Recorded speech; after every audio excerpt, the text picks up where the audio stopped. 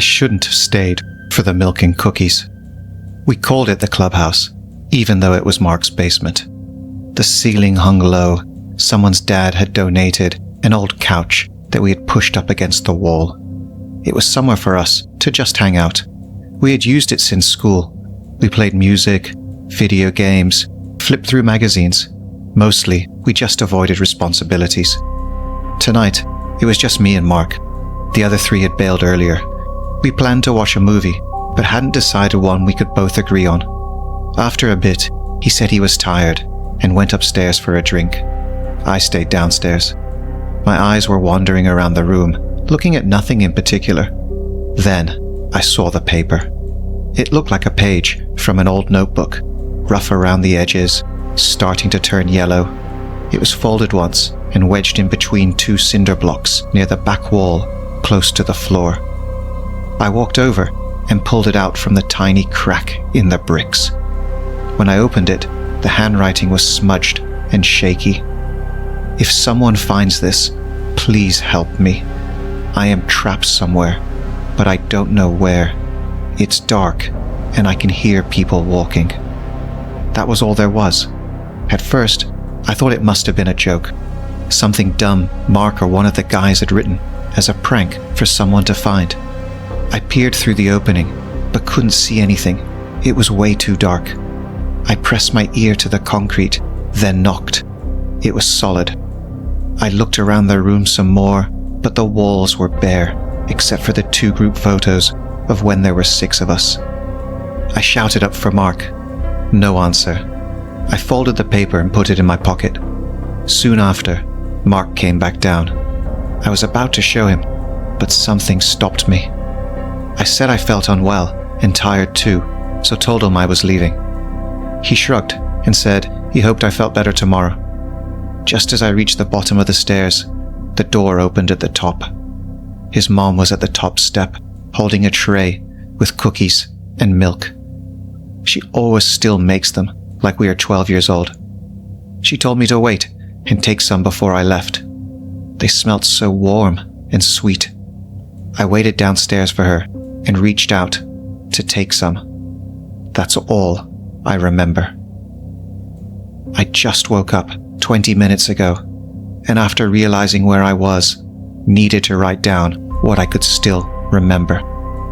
I'm not sure how they didn't find my phone on me, but the battery is running low. Right now, I can't tell where I am.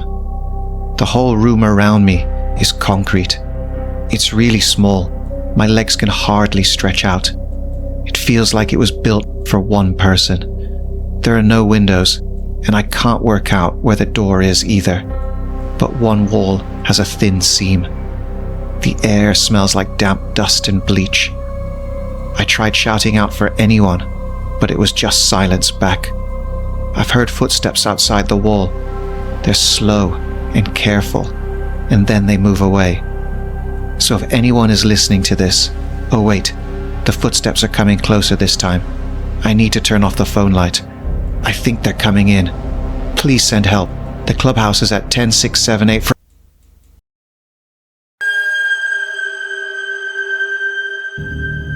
I maintained offshore wind turbines for 18 years, and there's one specific inspection I've never been able to explain. The job that day was fairly standard: annual tower inspection and ladder safety checks.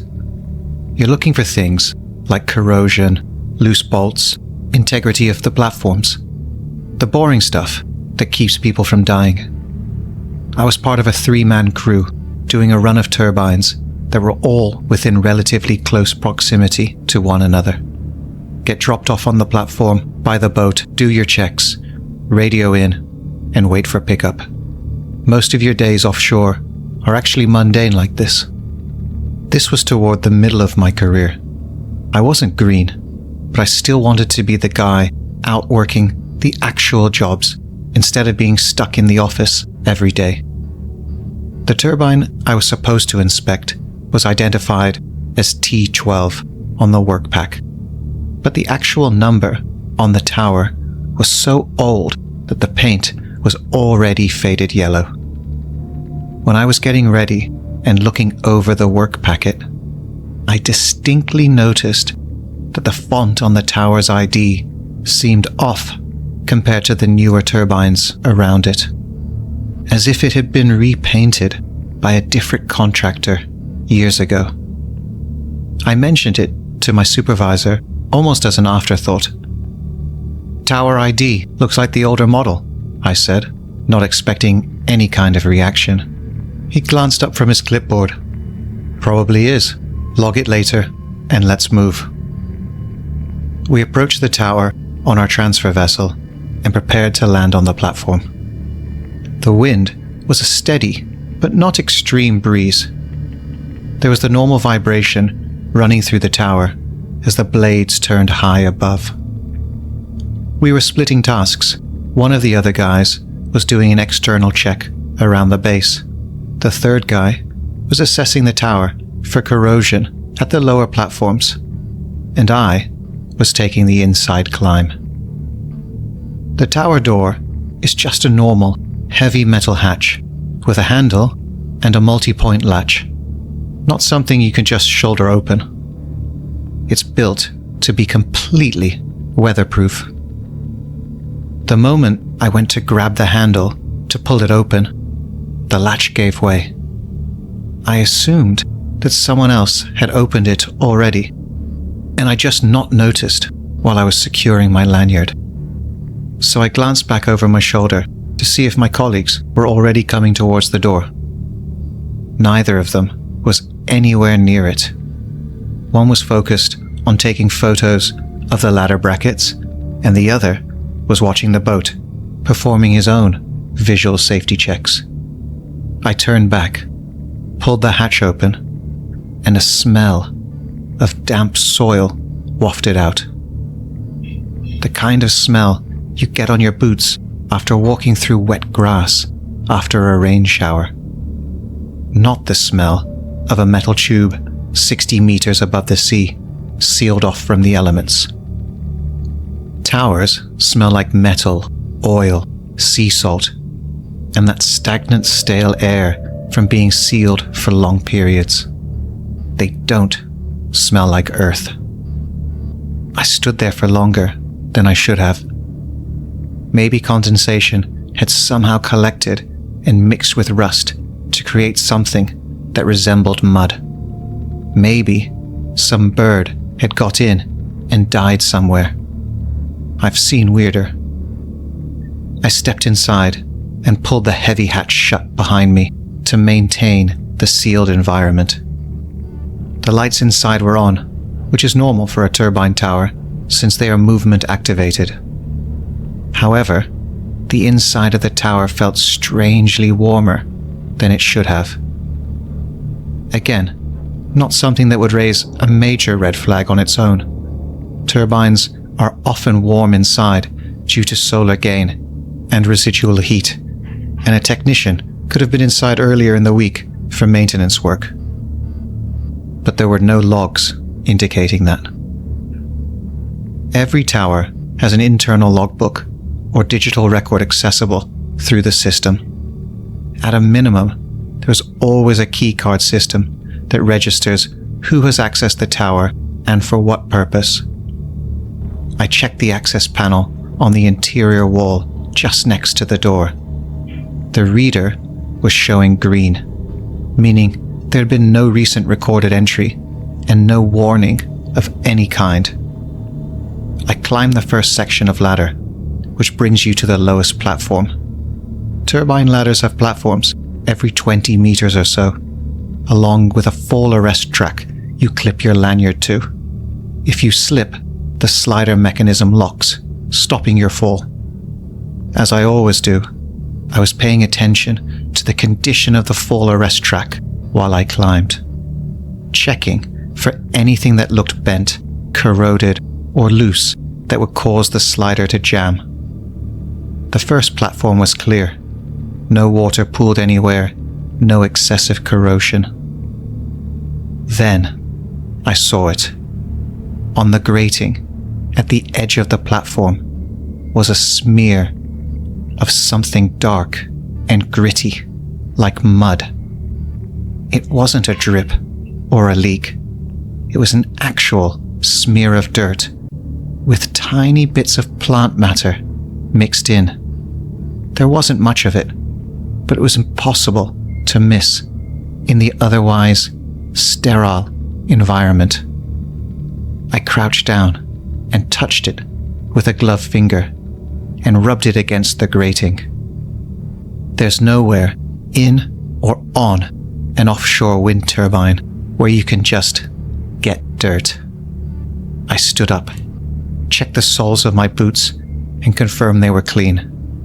The boat deck had been wet with spray, but not mud. I took a photo of the dirt smear. I then radioed down. "Hey, did either of you come inside before me?" My supervisor's voice crackled back. "No. Why?" "Got some dirt smeared on the first platform." There was a pause, and then, probably from the previous maintenance guys, "Just make a note of it." "Roger that," I said, because there's never any point arguing over the radio. I kept climbing. The next section of ladder took me to the second platform. The hum of the turbine was a constant drone that you barely notice in a tower, because if you pay attention to how high up you are, you'll get dizzy, and that's dangerous. It's all about focusing on 3 points of contact at all times: your lanyard and your breathing. On the second platform, there was more dirt, just like the first. This time, there was a partial boot print on the grating, with the toe and heel clearly visible. It looked like someone had been walking, then scuffed their boot to try and knock some of the dirt off.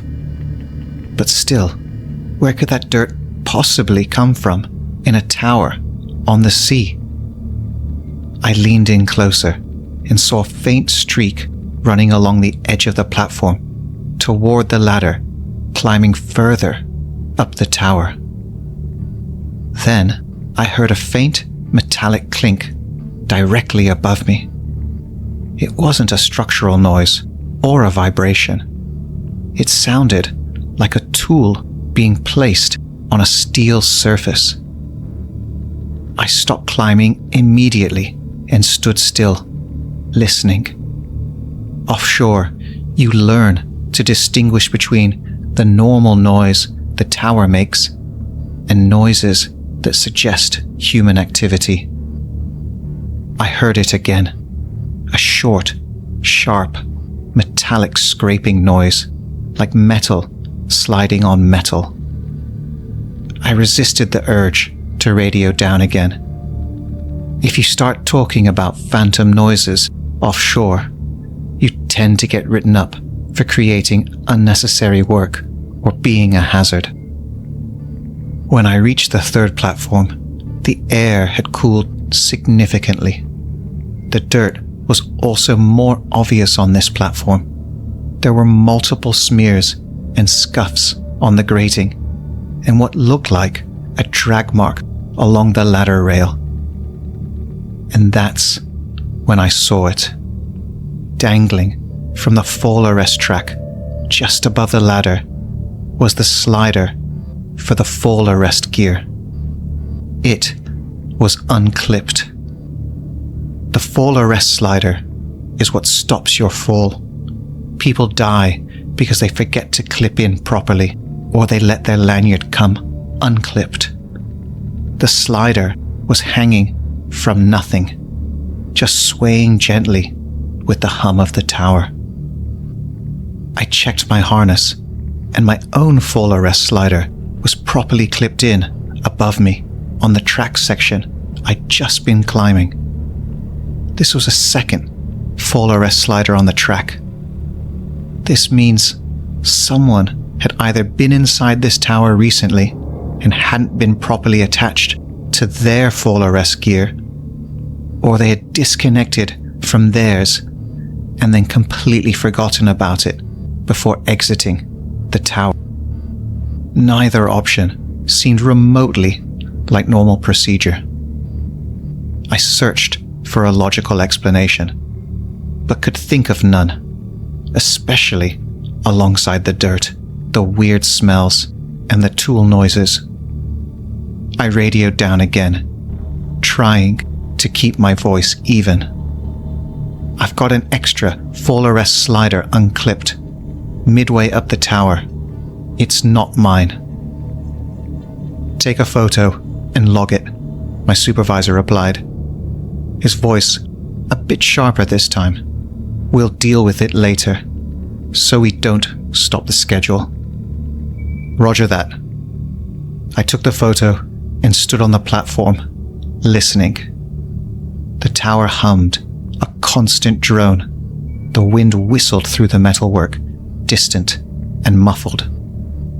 Then I heard it again. A soft thump, like a boot landing on metal grating, followed by a faint rattle, like someone shifting a toolbox. I didn't immediately call in. There's someone in the tower. In the offshore world, that's a serious accusation with severe consequences.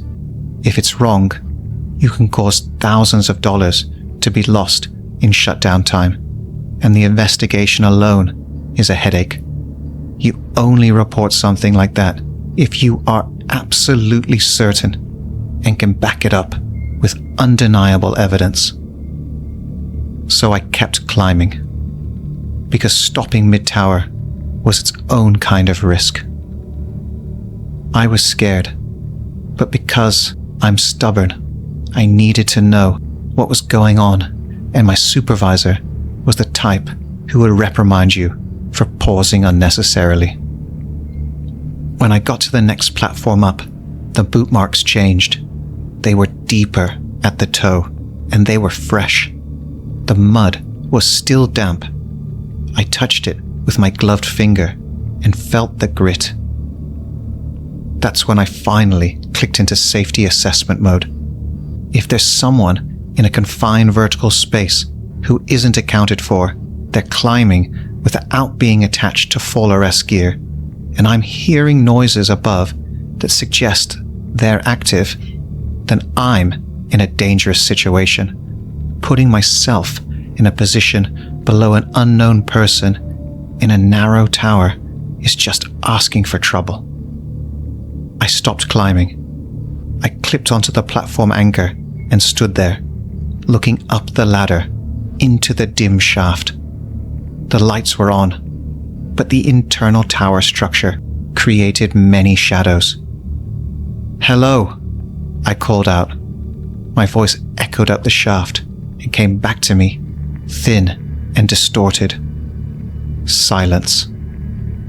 Then, again, a sharp, metallic tap, followed by something like fabric brushing against steel. I radioed down one more time, still trying to maintain a neutral tone. "I'm aborting the climb. I've encountered clear evidence of recent activity in the tower." There was a long pause. Then my supervisor asked, "What kind of activity?" "Boot prints, mud, tool noises," I said. Silence again. Then, "You're alone up there." "That's the problem," I said. Then he said, much more quietly this time, "Come down." It's not easy to descend when your hands are sweating and you're fighting the urge to glance up. I unclipped from the upper platform and carefully started down, slow and steady, keeping my weight centered, feeling the hum vibrate throughout the steel rungs. About halfway down the tower, the tool noises started again. This time, much closer. Not several platforms above, just one or maybe two platforms up. I didn't stop. I kept climbing down. As I reached the next platform, my boot hit the grating and the tower emitted a deeper groan than normal, like it had just shifted. turbines are constantly adjusting themselves to wind direction, even when not operational. So minor structural sounds are normal, but this felt different. The hum of the turbine also changed slightly. It became a bit higher in pitch. I forced myself to keep descending. This is when the job can become really dangerous. If a turbine starts making sudden, unexplained noises, it's possible something is actually activating or starting up, and you don't want to be caught on a ladder in the middle of it. I radioed again, short and sharp. Any changes to the turbine state? Any remote commands to this unit? Static. Then my supervisor. No, it's locked out. Keep coming down. Understood. I continued down, and the hum of the turbine slowly settled back to normal. When I reached the bottom, I looked back at the lowest platform. The smear of mud I had photographed earlier was there, but now there was a fresh drag line through it. I didn't pause to take another photo. I just opened the hatch, stepped out onto the boat landing, and let the fresh air hit me in the face like a blast of cold water. My supervisor took one look at my face and stopped what he was doing. "Did you hear something?" he asked me quietly. "Yes," I said, "and there's dirt inside." He didn't question me about the noise. He just gave a small, single nod. We got back in the boat without saying anything else and left the tower. From the outside, it looked just like another silent, grey monolith sitting out in the ocean. Back in the office on shore, I filled out the report on the tablet. I stated the facts. Access hatch found unlocked upon entry. Dirt-like residue found on internal platforms. Unclipped secondary fall arrest slider found mid-tower. Unexplained metallic noises heard above. Internal inspection aborted due to safety concerns. I didn't write down that I thought there was a person in the tower, because it wasn't something I could prove. When I handed in the report to my supervisor, he took one look at it, skimmed through the entries, and told me to leave the photos on the tablet. "Why?" I asked him. He gave me that look that supervisors reserve for when they don't want to answer your question. "I'll handle it," he said. That was the last I heard of it from him. No follow-up, no good job on catching that, just nothing.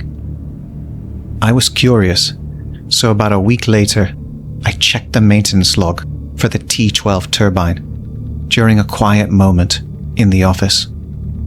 The report showed it had been marked as complete by someone, though it certainly wasn't by me. No notes, no photos, no record of the abandoned inspection, nor mention of dirt or the loose slider. The timestamp didn't match my report either. I assumed it was a mistake and pulled up the turbine's ID in the system again. That's when I noticed something that I swear I hadn't seen before. The turbine ID in the system had an old suffix in brackets, unlike the others in the cluster. It was a small detail, something you could easily miss.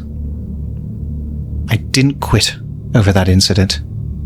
I've never been one to walk away from something that simply. I stayed in offshore for years afterward. I've weathered storms that make that tower feel like a playground. I've been stuck out overnight, waiting for a window to pick us up. I've had critical failures at moments you wouldn't believe. You learn to accept a lot of things when you're working out there, as long as those things fall into categories you understand: mechanical failure, weather events, or human error. This didn't fit into any of those categories. What sticks with me is my report completely vanished, and it was marked complete without a soul even stepping inside, or that whoever did step inside found nothing worth mentioning. And it's that on a quiet day, with the tower supposedly locked up tight, I knew I wasn't alone. The silence period had already started.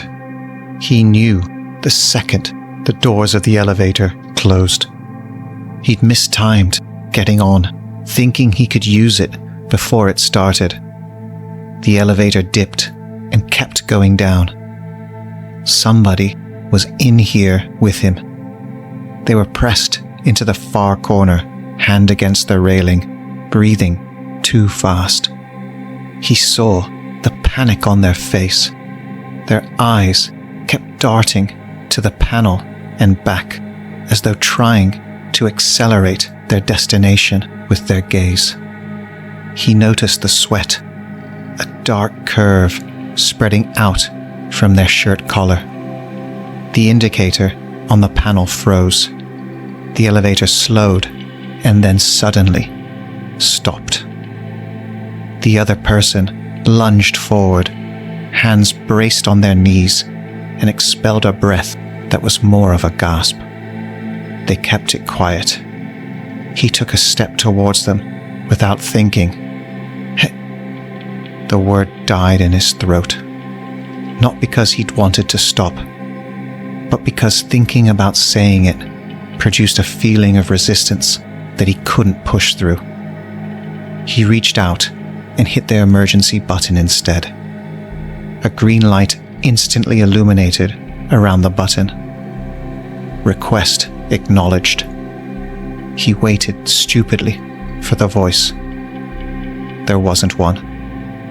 There never was during silence. The other person slid down the wall, legs folded awkwardly underneath them. Their breath caught in the back of their throat. He crouched down beside them, his hand hovering near their shoulder. He wanted to ask. He didn't. He reached for the doors, pushed the button. Nothing. Pressed his hands to the seam between them and pulled. They didn't move. He hit the emergency button again. Request acknowledged. He stood and kicked the wall, a sharp sting of pain shooting up his leg. He kicked it again, then banged against the doors. 3 hard blows, a pause, then 3 more. The noise clattered down the shaft, tinny and weak. He could hear footsteps outside. They slowed. He hit the doors again. The footsteps stopped. For a second, he hoped. Maybe that was enough. Maybe they'd tap back or call out, "Hello, is everything all right?" Just a tiny infraction. But the footsteps continued, walking away. It wasn't that they hadn't heard. They had heard. They just hadn't answered. Answering was intent. Intent was forbidden. The person behind him let out a pained gasp and sagged forward, hands clutching at their chest, and then falling limp to the floor. Their arm hung at an odd angle, fingers curling and uncurling as if seeking a sensation that was no longer there. He knelt again, sitting them up to support their head and neck and keep their shoulders straight. Knowledge from countless posters and public service announcements. The person's eyes lifted and stared deeply at him. Then their hands slowly began to rise, a slow movement as though fighting against pressure. They started to sign. The first shape was unmistakable, He had learned it in school, like everyone else. Early on, when silence started, visual language had been allowed. One of the few concessions. But not anymore. Signing wasn't permitted in silence. Silence didn't prohibit noise or sound. It prohibited communication in any form.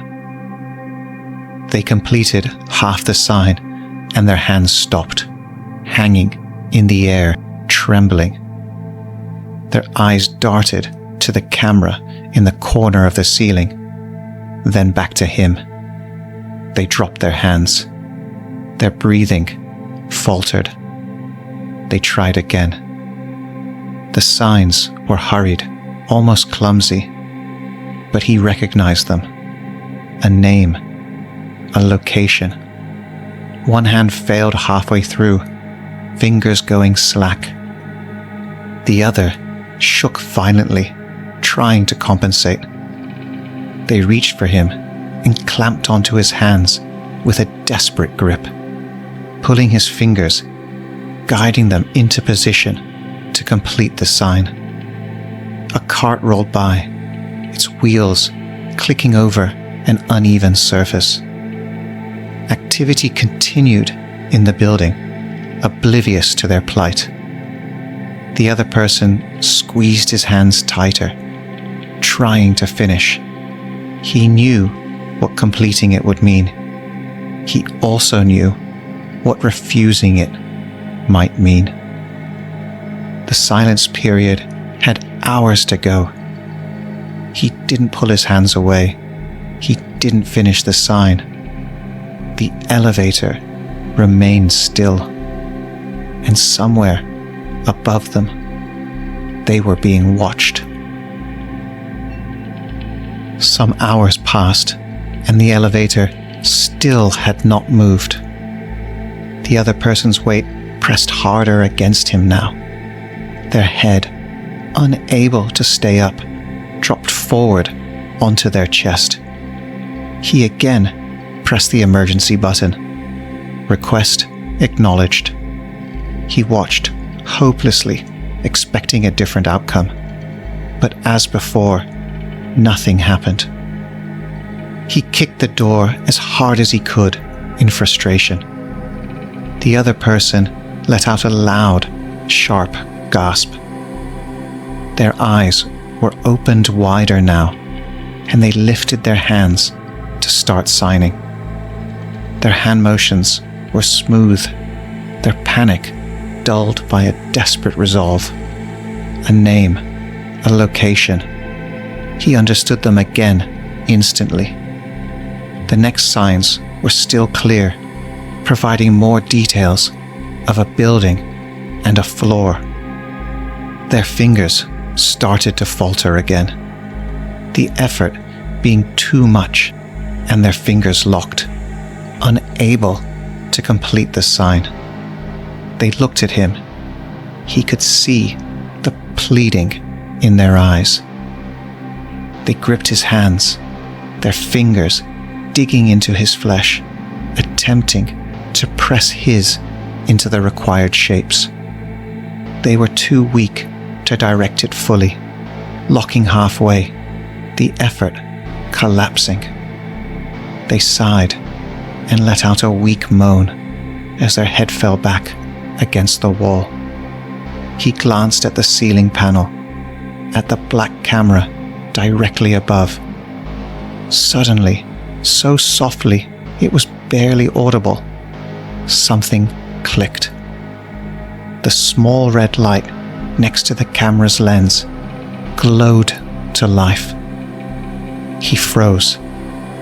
The camera tilted, a micro adjustment to center the frame. It had been offline, or maybe it had been watching the whole time, and now they wanted him to know. Their hands trembled violently as they tried to reach for him again. He thought about speaking. One word: help. It would require less energy than resisting. His mouth opened slightly, and air passed his tongue. His voice died in his throat, caught between thought and fear. Everyone knew that violations were not punished immediately.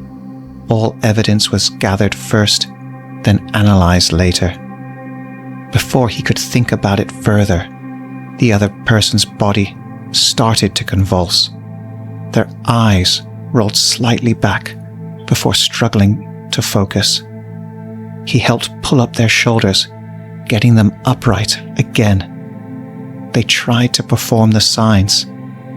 This time, the motions were shaky and clumsy, but he understood the same name and location, as if they were afraid he would forget if they didn't keep signing them. A distant, metallic thud echoed up the elevator shaft, followed by a vibration that thrummed through the floor. The elevator lights flickered, a single, brief flash. He jumped. It looked as if they were starting up, but the vibration subsided, and it didn't move.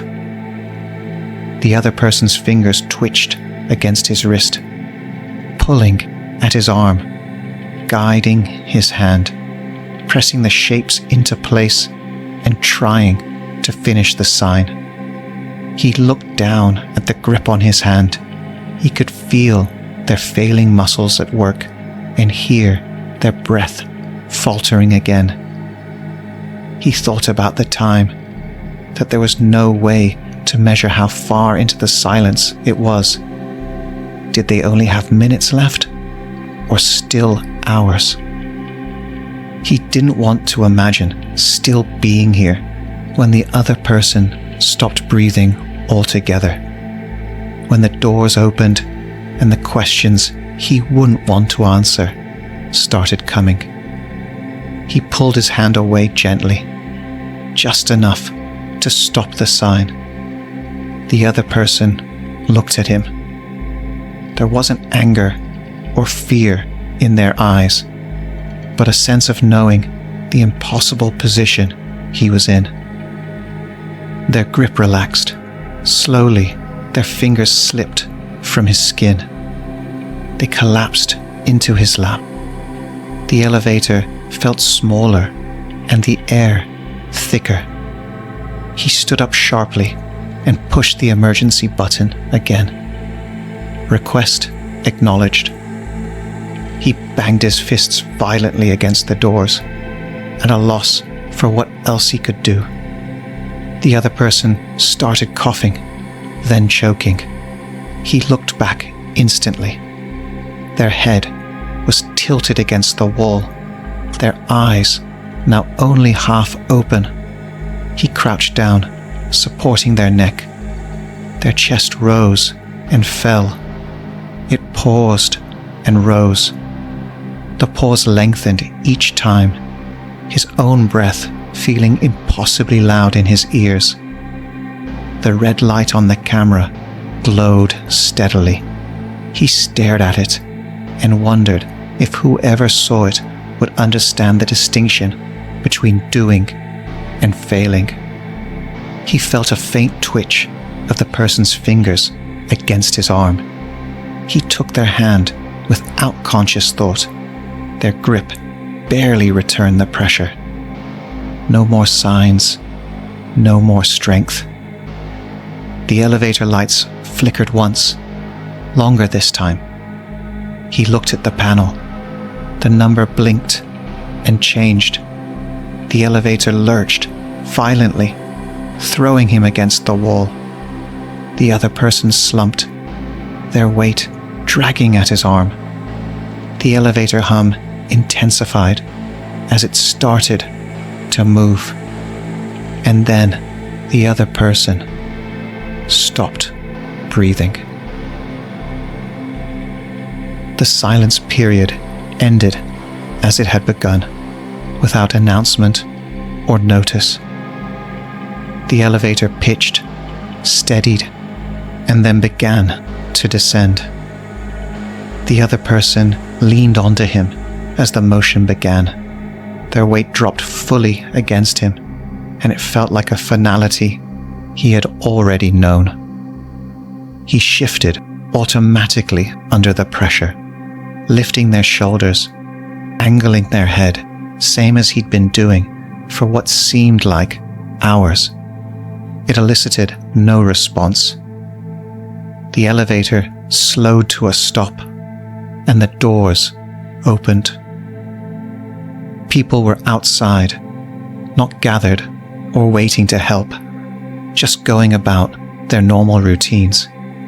Someone stopped, though, and recognized the situation immediately, pressing the emergency button on the panel and said, "Medical emergency." Then events followed quickly after that. Emergency services arrived in minutes, fast enough to feel deliberate, as if they had been waiting for the silence to end.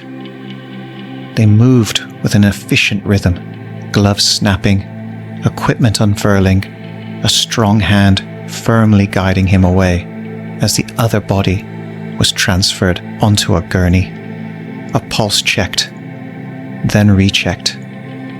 "He's gone," said a voice that sounded unnervingly flat. The time of death was indeterminate, just that it happened during the silence. One of the officers asked him questions, briefly checking a tablet showing the elevator camera feed, then turned back to him. No questions about what had occurred between the floors. Nothing about the attempts to sign. Nothing about what he had almost done. They were procedural questions. Did you press the emergency button? Yes. Did you attempt to signal physically? Yes. Did you remain in the elevator until the period of silence ended? Yes. The questions were calm, delivered in unremarkable tones. The answers were sufficient. He found himself waiting for a particular question to arrive, whether he had spoken. One of the officers nodded, tapped something on a data pad. "Thank you for staying calm," she said, not looking up. "And for your cooperation," added another, already turning away. Neither asked if he had completed the sign. Neither asked what choice he had made. There was no need to.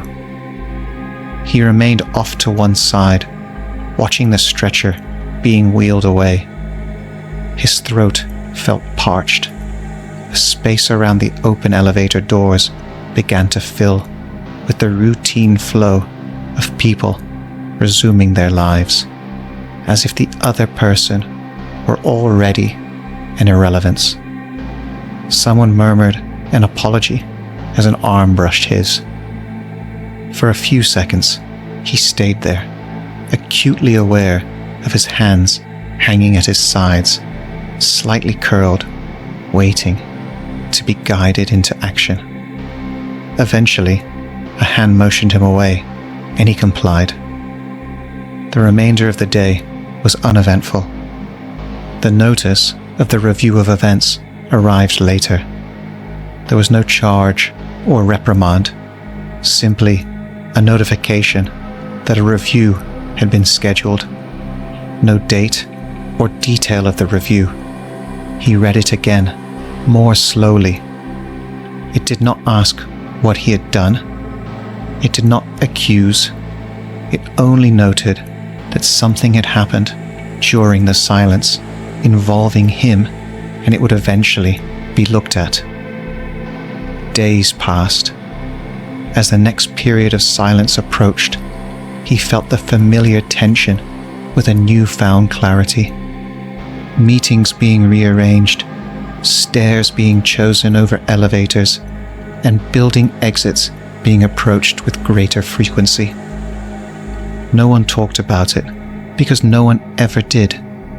He noticed himself standing nearer to doorways, closer to open public spaces without framing any of it as a choice, but as a consequence. Not exactly out of fear, but out of a greater understanding. On the morning when the next silence period started, he was on a public plaza and stood there watching the city around him, the impassive faces and deliberate movements. The silence doesn't ask you to decide what is right and wrong. It never has. It only wants you to know what you are willing to leave unsaid.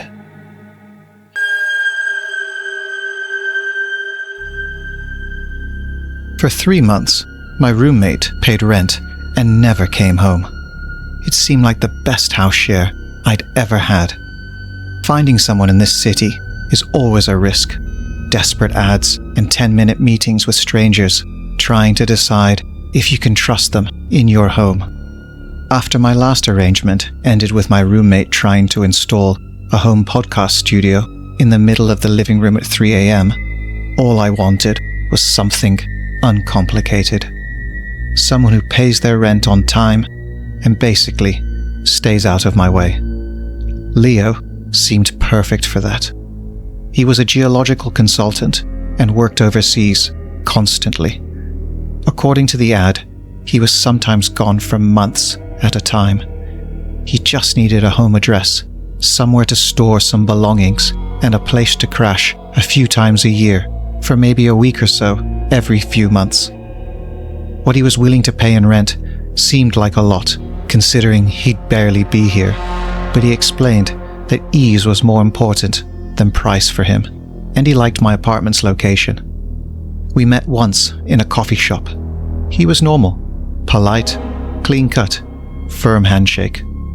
By the time we finished our coffee, he had transferred 3 months' rent plus the security deposit. He was off to South America the next morning and said he wouldn't be back for 3 months. He moved his stuff in that afternoon when I was out, so I never saw him. It seemed like the perfect scenario, a roommate who existed mostly on paper. For 2 months, it was. The apartment was silent and calm. It felt like I had the place to myself, only cheaper. Then, little things started happening. The first time was subtle enough, I almost convinced myself I'd imagined it. A framed photo of my sister and I, which I usually kept on a table near the front door, was on the living room bookshelf. I stood there for a long minute, trying to remember putting it there. I couldn't recall ever touching it. I was busy, tired, stressed with work, and so it seemed like the obvious explanation that I'd done it subconsciously and forgotten. I put it back and tried not to think about it. A week later, my favorite coffee mug went missing. It wasn't in the cupboards, the sink, or the dishwasher. After about 10 minutes, I found it in the bathroom sink. I tried to remember bringing coffee into the bathroom, drinking it while I brushed my teeth, but no memory came. I again told myself I was being too stressed, too forgetful, but the apartment began to feel different after that. The quiet that had previously been calming was now watchful. The building creaked and settled at night the same way it always had, but each sound seemed more intentional. Then, the food started to disappear. Not in large quantities, nothing obvious. A single apple from the bowl, a missing slice of cheese from a new package, the kind of thing you doubt yourself over.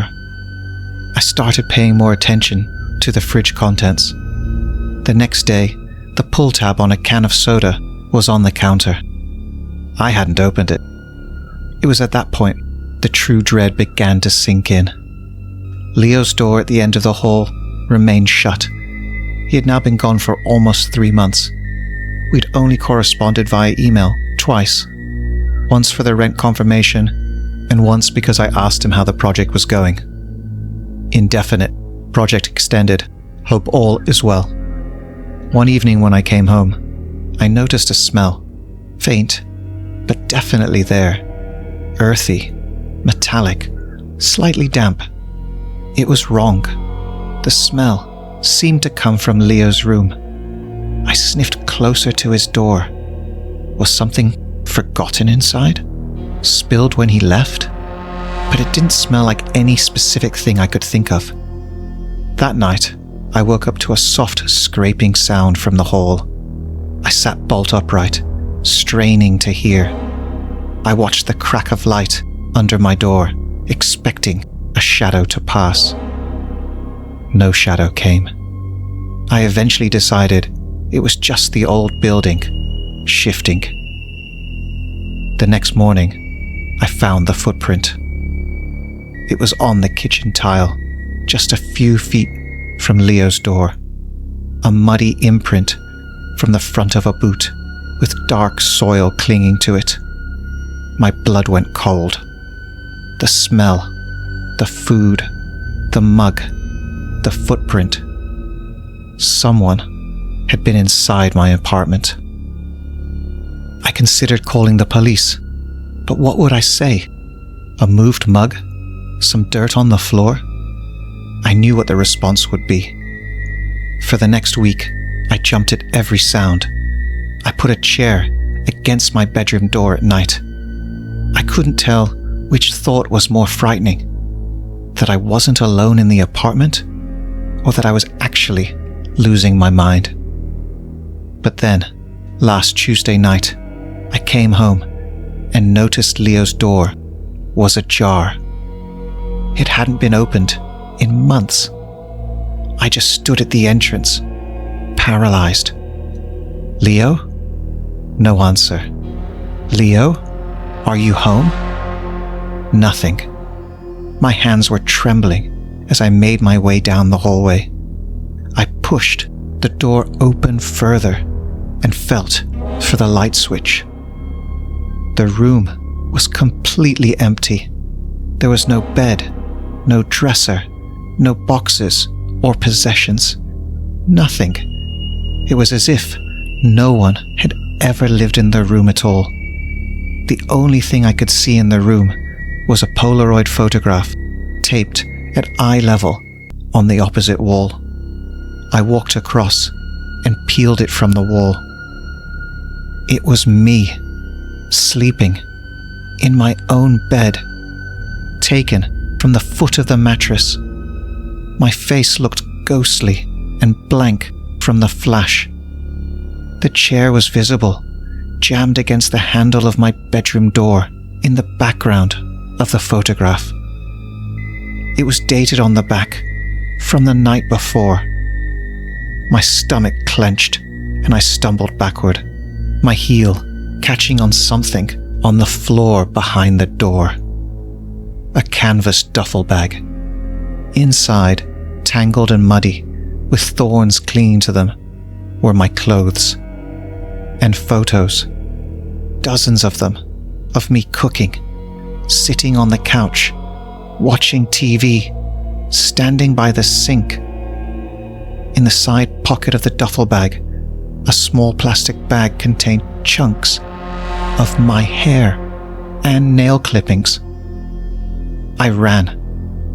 I left my apartment without any of my belongings, calling the police from the nearest gas station 2 miles away. When the police searched the apartment, they found nothing. Leo's room was empty and clean of all evidence. There was no duffel bag, no photographs, and no scent of him lingering in the room. The landlord stated that Leo had paid his rent and didn't seem to know anything about him. Leo's cell number was disconnected, the only record of his presence being a driver's license linked to a P.O. box. I moved cities 2 days ago. I can't say where I am. I have 3 locks on my front door, and each night I wake up with the distinct feeling that someone is standing at my doorway, watching. I thought I had found the perfect roommate, someone who was never there. The truth is, He was always there.